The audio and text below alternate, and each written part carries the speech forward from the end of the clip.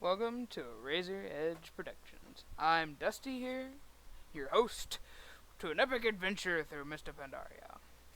Well, it's not too epic. I'm just leveling, and in this video, I have to do voiceovers, which I really would like to do something else different, but I don't know of any free programs out there that allow you to record 10-minute intervals and have voice at the same time. So right now, just have to go with what we got. But anyways, the Mr. Pandaria news. In Mr. Pandaria, you have the new Pandaren race. The Pandaren race is the almighty panda. Ha ha ha. Surprise, Pandaren, panda. The Pandaren get a ability, special like food buff. It gets double from well fed. Double the buff from well fed. So that's actually pretty good. The leveling area for the starting zone is really nice. It gets you started off, where you can see what Pandaria looks like. But it's not really Pandaria. You're on a turtle, which was I don't remember the guy's name, Mogushi, I think, or something like that. It was a panda that was adventure, and he took off, and this panda. Yay, fluffy pandas all in my mind. I meant turtle. Guy took off on a turtle, and he'd wander away from Pandaria. Pandaria thought that they were the only, creatures left on Earth. They thought that they're the only race that was left around on Earth because what's his name? I'm trying to think of who his name was. I'll look it up later. But the guy basically covered Pandaria in these mist to where that they wouldn't get, when the world obstruction happened, they wouldn't be destroyed.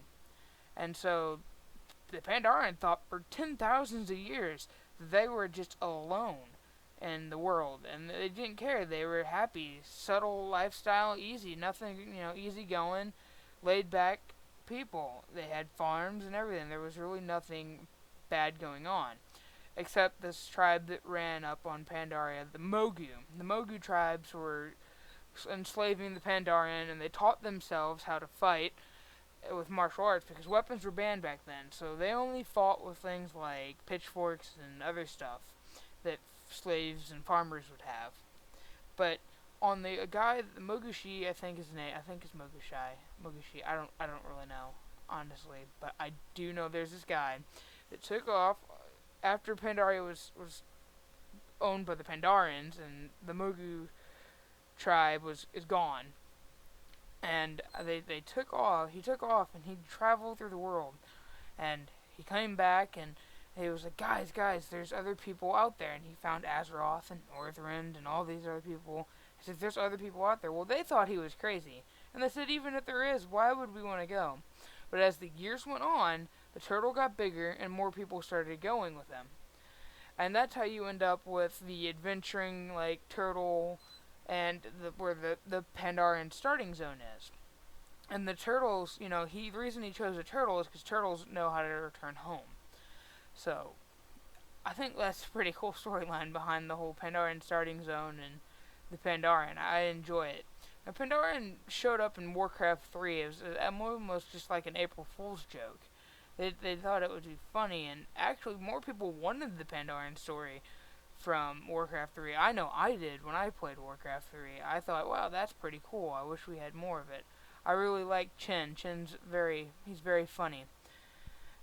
He's like a fun-loving panda, but he's an adventurer, too.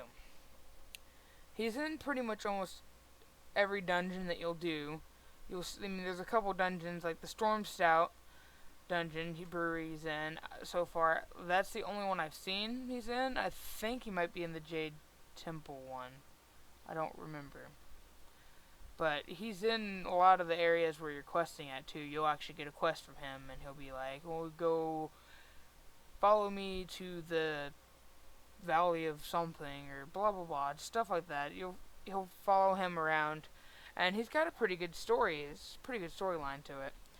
I've been questing for a while now, and I'm now up in Kinlai Summit, and it's a level 87 to 88 zone, and I've been killing these ox boar slash things, and and I've been doing like, oh, there's a quest out here. You can collect 160 things and all the quests out here, and I really do like the area. The area is not all bright and happy-ish, but it's not like dull and dark. It's very, the colors look very nice, the way they put it, and the textures look very, very nice.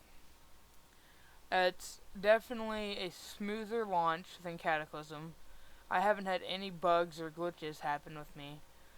Like in Cataclysm, I had a bug where I was in Bashir and I got on the boat, this boat quest, and everybody disappeared and I was stuck in the boat. So that was a big pet peeve problem of mine. I just didn't like that. Wow, you just launched a game and it sucks. It's like it's not working right. And granted, yes, that's to server overloads because they didn't have a open beta or beta like they did with Pandaria, with all the people being able to be there. So they fixed a lot of the overloading problems for the servers for Pandaria before it launched retail, which is very nice. It's a very good thing. Right now, though, in Pandaria, there's a lot of herbs and stuff, and I was so very surprised. There's so much stuff. I've been farming a lot, and I'm up to 16,000 on my bank tune right now. As of right now, I don't know if it is in this video. I don't remember, but as of right now, I'm up to 16,000. I play on the server Nomergan, and my guild is Children of the Chaos, or Children of Chaos. And they're a pretty good guild. They're actually starting heroics right now, and they're finishing them fast. We've gotten almost all the achievements for the heroics that are out there now. There's quite a few level 90s in our guild already. Of course, I'm not 90 yet, and I really honestly wish I was. But we're doing pretty good. Children of Chaos is one of the best guilds on Nomergan. Now, there's another guild I'm with that's Deadweight, and they kind of know each other. But that's just kind of my laid-back guild for now. But they want to start raiding heavily, so that's pretty cool. And the new professions and stuff you can make is very cool. Like, I think it's 447 is one of the highest items you can make right now.